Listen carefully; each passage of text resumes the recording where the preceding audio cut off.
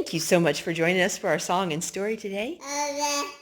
We are excited to share some new books and a song with you. We hope you're having a good day. Our story today talks about a blind man and a dog. So we wanted to sing a song that talked about your eyes and how careful we want to be with what our eyes do see and what our ears hear and what our mouth says. Here's our song. Oh, be careful, little eyes, what you see. Oh, be careful, little eyes, what you see. There's a Father up above, and He's looking down in love. So be careful, little eyes, what you see. Oh, be careful, little ears, what you hear. Oh, be careful, little ears, what you hear. There's a Father up above, and He's looking down in love. So be careful, little ears, what you hear. And something else that we want to be careful of is our mouth. We want to be careful what our mouth says, don't we, Nathaniel? Oh, be careful, little mouth, what you say. Oh, be careful, little mouth, what you say. There's a Father up above, and He's looking down in love. So be careful, little mouth, what you say. Let's do our eyes again. Careful, little eyes, what you see. Oh, be careful, little eyes, what you see. There's a Father up above, and He's looking down in love. So be careful, little eyes, what you see. Are you ready to read your book? It says, "That's not my truck. Look at this. That's not my truck." Let's see. It's too squishy. Oh no. That's not my truck. Its tank is too shiny. See it being too shiny? Yeah. That's not my truck. Its hubcaps are too rough. What do you think? Let's turn the page. That's not my truck. Its mixer is too bumpy. Yeah, turn the page. That's not my truck. Its radiator is too lumpy. See that radiator? Yeah, it's too lumpy. Bumpy. Should be bumpy. It actually says lumpy, Nathaniel. Bumpy? Yeah. Bumpy or bumpy? Oh, look. That's my truck. Its tipper is so ridgy. That's his truck. That's right. This book was entitled, "That's Not My Truck." It's written by Fiona Watt and Rachel Wells. Let's see. Fiona Watt wrote the words and Rachel Wells drew the pictures. Oh, yes. Now, what book do we want to do next? This book. This book? It's called Orient, the hero guide dog of the Appalachian Trail by Tom McMahon. And the illustrations are by someone else. Let's see. Aaron Mottauer. Orient woke up Jenny with a big wet lick on her cheek. "Good morning, Orient," Jenny replied with a sleepy smile. Jenny looked over and admired her handsome German Shepherd dog. She had adopted Orient when he was a tiny puppy. She was training him to be a working dog, and she knew that. She knew that Orient would have to go to a special school soon. Jenny had given Orient lots of love and training during the past year. He was big and strong now and smart. Jenny knew that Orient was very special, but she had no idea that someday, a long time from now, he would be famous. One day, Orient and Jenny ran in from the mailbox with a letter. "This is what I've been waiting for," said Jenny as she waved the envelope at her parents and her younger brother, Nick. "Yay, it's a letter from the dog guide school," cheered Jenny. After reading the letter, she looked down at Orient. "You're a very lucky dog. You get to go to school next week." What kind of school was he going to go to, Nathaniel? Maybe a puppy dog school, huh? "Dogs don't go to school," said Nick after hearing the news. "Some dogs do," replied his mom. "Orient has been selected to be a dog guide for a blind person. It's one of the most important jobs any dog could ever have." "What does blind mean?" asked Nick. Well, answered his mom, some people have eyes that don't work so they can't see. Orient will go to a special school where he will learn how to help blind people get around safely. A few days later, Orient left for school. Jenny and her family were sad to see Orient go, but they knew he would be a great friend and guide for a blind person. Orient was very shy when he arrived at his new school. There were 10 dogs in his class. Slowly, each of his classmates walked up to him one at a time and greeted him with a friendly sniff. The next day, Orient and his classmates met their teacher. As the dogs looked on, she called for Orient to come to her. She carefully put a big strap over Orient's head and back and attached it under his tummy. "This is called a harness," said the teacher, "and it has a handle that a blind person can hold on to as you guide him." She held on to the handle as Orient proudly led her around the room. Orient and the other dogs worked hard every day. They learned how to respond to commands, how to stop at curbs, and how to guide their teacher around obstacles. That's a lot of learning for a dog, isn't it, Nathaniel? Yeah. Let's see. The big day finally arrived. Orient would get to meet his new blind master. Orient had many questions. Would his new owner be nice? Where would they live? Orient and his teacher walked into a room where a man sat quietly. Orient could see the man, but because the man was blind, he couldn't see Orient. But the man knew that Orient was in the room. He could hear the click-click of the dog's toenails on the floor.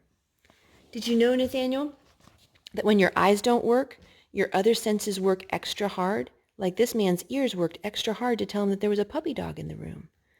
We might not even notice that because we could see the puppy dog. But this man's ears worked especially well. His other senses were highly trained. Suddenly, a big smile spread across the man's face as he clapped his hands and said, "Orient!" Orient ran across the room, put both front paws on the man's lap, and gave him a friendly lick. "My name is Bill," said the man. "Would you like to come and live with me?" Turn the page.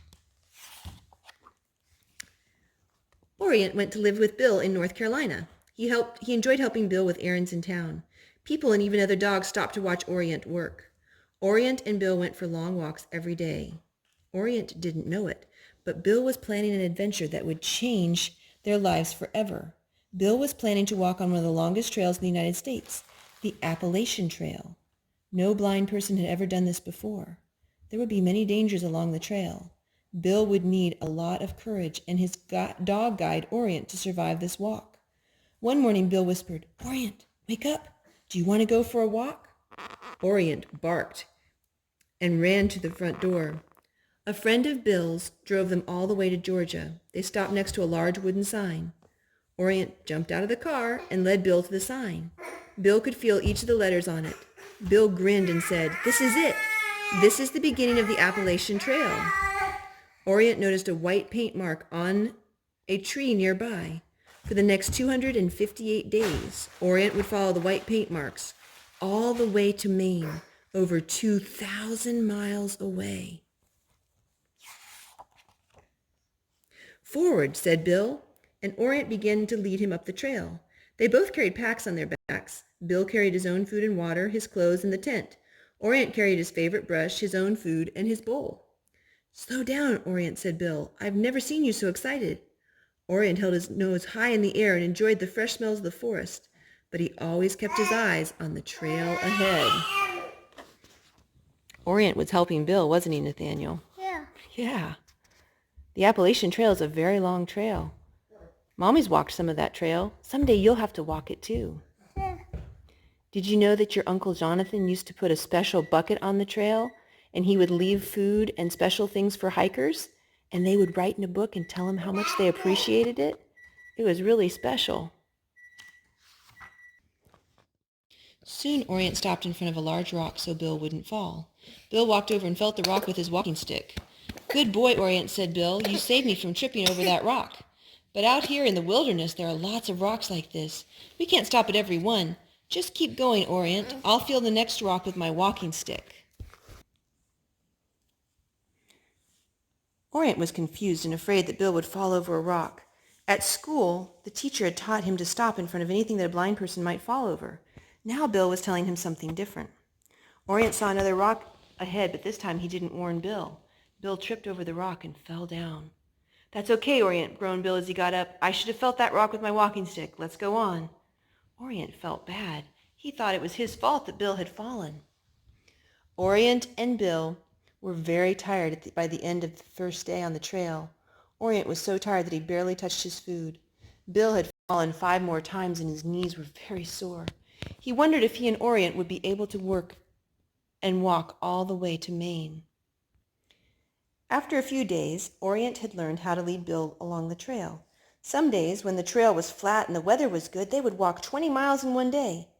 But on other days, when the weather was bad or the trail was rocky, they could only walk 3 or 4 miles. Orient guided Bill every step of the way. One evening, just as Orient and Bill were looking for a place to set their tent, they heard a noise in the woods. "Grrr, grrr," growled Orient. A much deeper and louder growl came from the woods. "Oh no, Nathaniel! What was it? What was in the woods?" A cow. What are they looking at?" Cow. "A bear. Do you see the bear?" Yeah. Just then a bear appeared and came toward Orient and Bill. He could smell the food in their packs. Standing between the bear and Bill, Orient growled even louder. "Rrr, rrr." The bear stopped. Just as Bill was trying to decide whether to throw down the food he was carrying in the hope the bear would leave him and Orient alone, the bear suddenly turned and ran down the trail. What a relief. In Virginia, as Bill and Orient walked through the town of Damascus, they were asked to march in the Trail Days parade with other hikers. Orient held his head high as he led Bill past the cheering crowd. Orient and Bill became famous. Everyday newspapers and the TV news reported that a blind man and his dog were hiking the trail all the way to Maine. Millions of people across the country thought Bill and Orient were heroes. People everywhere were rooting for Bill and Orient to finish their long walk. But they still had many miles to go. One morning, Jenny woke up and was surprised to see Orient's picture in the paper. She missed Orient very much, but was happy that Orient was able to help Bill walk the trail. In Pennsylvania, with one half of the trip complete, Bill decided to take a break from the trail. Orient was so tired that he slept at least 18 hours a day for 5 days in a row. Bill spent most of his time soaking his feet in the swimming pool. When they returned to the trail, Bill surprised Orient with 4 leather dog boots that he had made himself.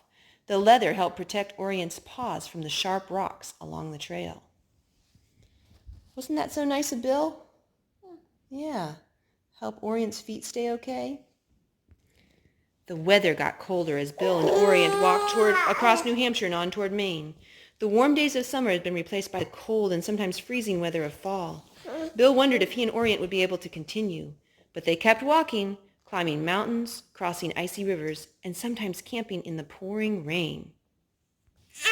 Whenever the trail went through a town or near a road, people would encourage them. "Hi, Bill," they would yell from their cars. "Keep going, we're praying for you," shouted a woman from her kitchen window. Children would always wave and cheer for Orient. Bill and Orient were nearing their end of their journey. They had to walk 1 more mile to reach the end of the trail. They were very tired. For 8 months, they had hiked up and down mountains. They had crossed many rivers and streams and had camped in every type of weather. They had met hundreds of new friends along the way. As Bill and Orient walked up to the last sign, the one marking the end of the trail, they were greeted by a big crowd of friends, relatives, and other hikers. Many of these people had traveled hundreds of miles to celebrate this moment with Bill and Orient. Bill dropped to his knees in front of the sign. The crowd was quiet. Bill silently thanked God for helping him make it to the end of the trail, and he thanked God for Orient, his guide and best friend. The crowd cheered for Bill and Orient. On the page, Orient looked out the back window of the van as he and Bill left with their friends. He knew his adventure on the Appalachian Trail was over. He would miss the trail. He put his head down on the soft carpet of the van, closed his eyes, crossed his paws. He was asleep in less than a minute. The end. Orient, hero dog of the Appalachian Trail. That was a good book, wasn't it, Nathaniel? Yeah. This is a true story. Orient was the guiding companion of Bill Irwin, the first blind man to hike the 2,000 miles of the Appalachian Trail. Although Orient was bred to be a dog guide, no one could have guessed what a remarkable adventure lay ahead of the German Shepherd puppy when he entered the Seeing Eye School. For the first year of his life, Orient was cared for by a young girl who knew that someday he would be needed to help serve a blind person who needed him. His next home was the CNI School in Morristown, New Jersey, where he learned to be a guide, helper, and friend. Then came Bill Irwin and a heroic journey of faith over rocks, rivers, and mountains from Georgia to Maine. Orient, hero dog, guide of the Appalachian Trail, shows the reader, through the eyes of a dog guide, the challenges that a blind person faces every day.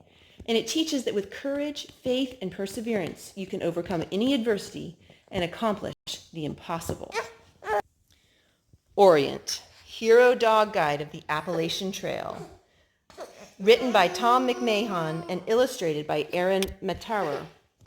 Little eyes, what you see. Oh, be careful, little eyes, what you see.